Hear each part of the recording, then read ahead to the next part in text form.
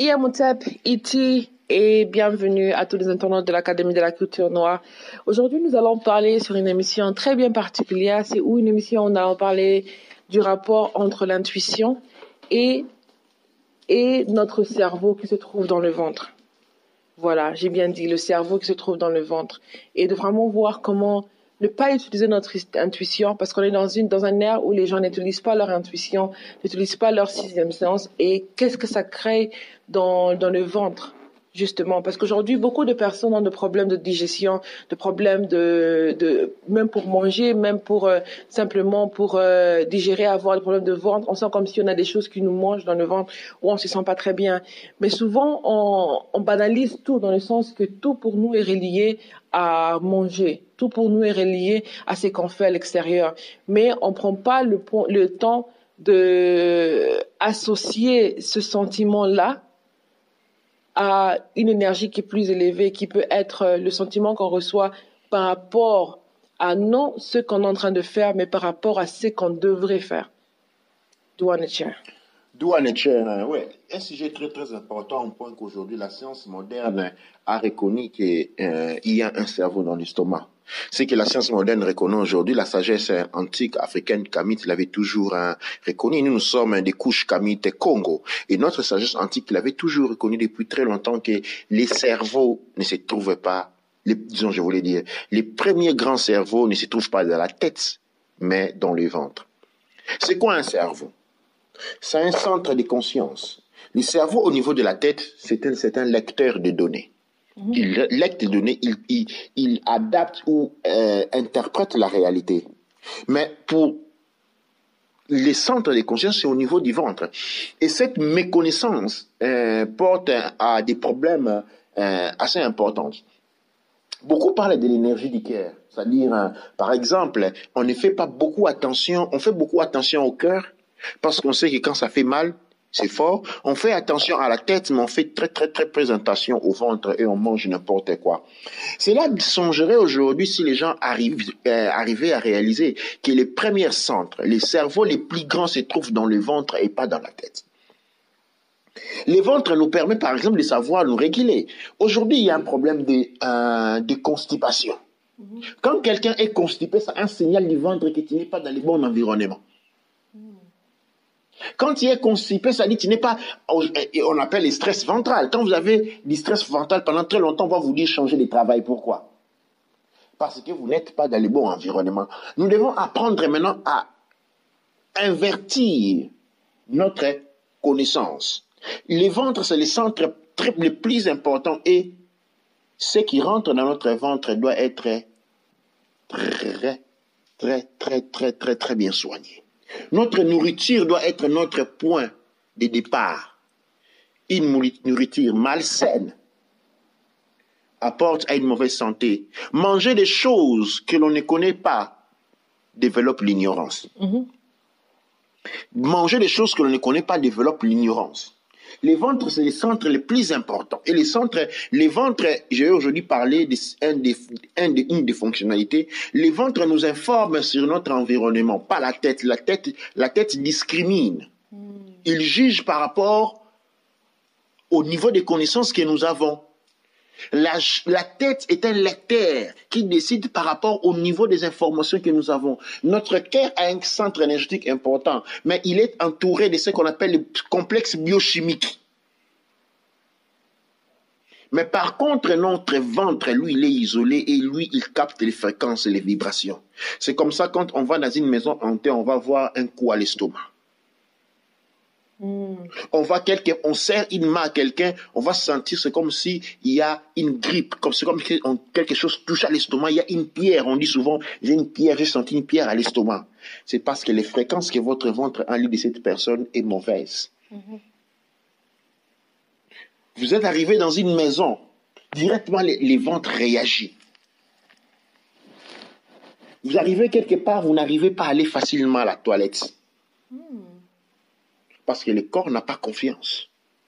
Quand vous allez rester là-bas pendant 3 jours, vous allez vous harmoniser, vous allez pouvoir aller facilement en toilette parce que votre corps s'est harmonisé. Notre ventre, c'est le premier niveau de défense. Aussi longtemps qu'il n'est pas à l'aise, il tient ses armes prêts à la bagarre. Mais on l'ignore, on ne les nourrit pas bien. Et donc, il n'a pas d'énergie pour se défendre. Il peut que signaler. Ou on les nourrit trop.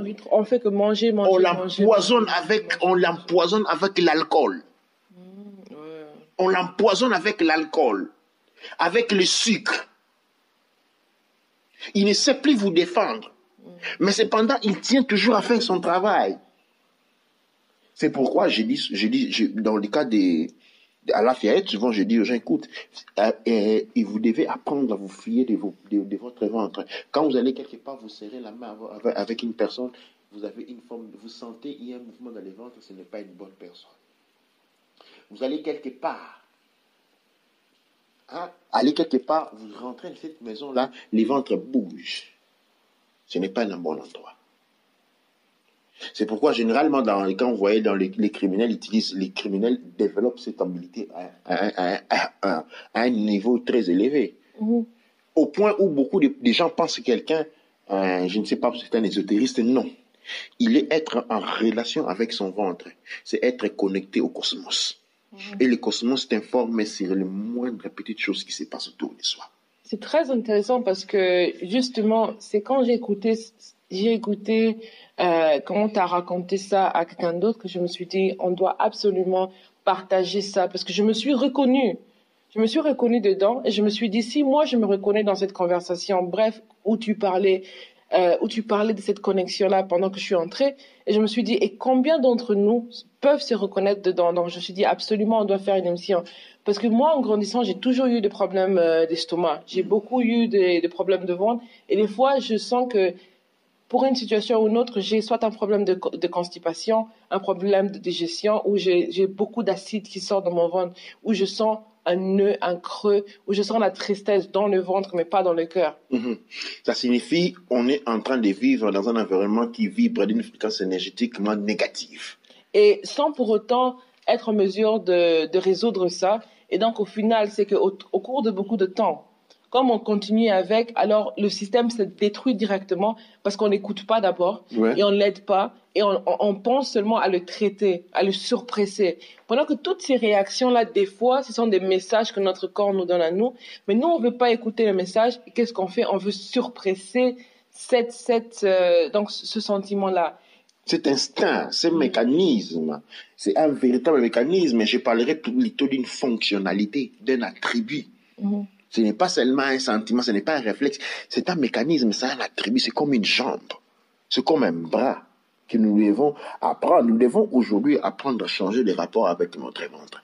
Notre ventre, les gens se préoccupent beaucoup plus de l'air chevet, de l'air point, de combien l'air jupe est belle, et qui sont des futilités pendant que ce qui assure de l'air sourire. On va voir un gros ventre à 9 plis, on va le mettre sous une robe et c'est beau. C'est partout. Non. Ton ventre doit être, je ne dis pas une préoccupation, mais ton estomac c'est ton cerveau le plus grand. Et quand ton cerveau est engouffré, tu es perdu. Wow, c'est vraiment immense. C'est vraiment immense. Et c'est comme ça que faire un détox est important. C'est comme ça qu'avoir un détox mental, mais aussi dans le ventre, dans le corps. C'est important. Très important. Jeûner une fois par semaine au moins. De lundi à dimanche, il doit y avoir une journée où vous jeûnez, où vous ne mangez pas. Vous vous réveillez le matin, ceux qui sont petits, ceux qui sont malades, faites prendre de l'eau, mais vous ne mangez pas de solides liquides pour permettre au ventre d'évacuer. Pour ceux qui sont un peu plus grands, qui pratiquent la méditation, je recommande 2 jours par semaine. 2 jours de jeûne, c'est-à-dire que 7 jours, vous mangez 5 et pas trop, vous jeûnez 2. Et pour ça, c'est similaire pour les femmes et pour les hommes ou comment ça peut être organisé? Les hommes, généralement, ils jeûnent jusqu'à 16h, 17h.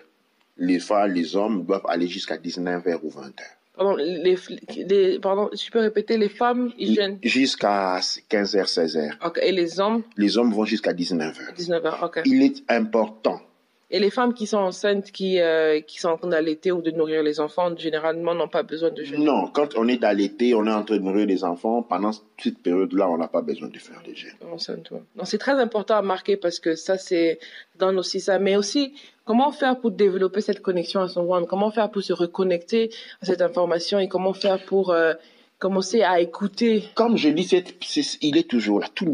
Tout le monde. Que c'est lui qui n'a jamais, c'est lui qui est allé quelque part et a senti un mouvement dans le ventre, un bloc dans le ventre, lève le bras à personne. Mais seulement, on pense que c'est rien. On pense que c'est rien, pendant que c'est la base, c'est beaucoup. Et c'est très important. C'est le mécanisme. Ton énergie, le cerveau, c'est un lecteur. Il interprète la réalité. Oui. Le cœur, c'est ton champ de vie. C'est ton champ de vie. Le cœur, quand vous avez un cœur qui vous bat en chemin, c'est parce que votre vie est en danger. Le cœur n'intervient que quand il y a un danger imminent de vie. C'est ainsi que quand vous allez vous retrouver devant un léopard, le cœur va battre à 1000. Parce que vous êtes en danger. Le léopard, votre ventre va déjà vous dire attention, là on arrive. Vous allez commencer à sentir que le ventre fait un mouvement étrange. Ouais. Quand vous allez quelque part, il y a un danger, vous allez dans une pièce où il y a un serpent sous le lit. Avant même que vous vous rendez compte qu'il y a un serpent, si vous faites attention à votre ventre, le ventre va commencer à gargouiller déjà. Et le cœur va intervenir, parce que le serpent va vous regarder, vous retrouvez devant le serpent, le cœur et maintenant doit rentrer en action pour vous protéger. Pour vous protéger, réellement, les serpents ne devaient même pas miser de te mordre. Parce que le champ du cœur intervient pour créer une barrière de champ magnétique autour de toi. Comme on regarde dans les films, il crée une barrière. Mais comme on n'a pas été éduqué à cela, on se laisse prendre. Donc, je pense que, en parlant avec ça, je ne sais pas si c'est de mon avis, mais j'ai l'impression qu'on doit aussi faire une autre émission pour parler du chant du cœur. Oui, ça c'est une autre émission sur le chant du cœur. Mais ce qui est important ici, c'est le chant du ventre, c'est-à-dire le chant du ventre, c'est lui qui vous informe sur votre milieu, sur votre environnement. Ce n'est pas votre cœur qui vous dit. Votre cœur n'est là que pour protéger la vie si la vie se trouve en danger. Votre tête n'est là que pour traduire la perception.